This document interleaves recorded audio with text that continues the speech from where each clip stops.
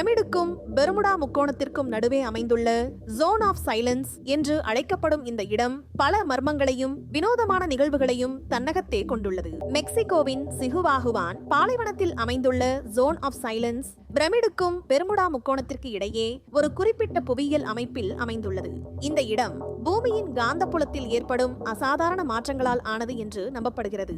இங்கு ரேடியோ அலைகள், mobile phone சிக்னல்கள் மற்றும் பிற மின் சாதனங்கள் செயல்படாமல் போகின்றன. ஜோன் ஆஃப் சைலன்ஸில் பல வினோதமான நிகழ்வுகள் பதிவாகியுள்ளன.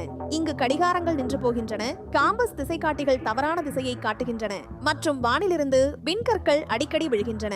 சில சமயங்களில் வானத்தில் வினோதமான ஒளிக்கோளங்கள் மற்றும் பறக்கும் பொருட்கள் காணப்படுகின்றன. இந்த நிகழ்வுகள் ஏன் நடக்கின்றன என்பது இன்னும் மர்மமாகவே உள்ளது. 1930களில் பிரான்சிஸ்கோ சரபியா என்ற உள்ளூர் விமானி இந்த இடத்தின் மீது பறக்கும்போது ரேடியோ செயலிழப்பு மற்றும் கருவிகளில் சிக்கல்களை அனுபவித்ததாக கூறப்படுகிறது.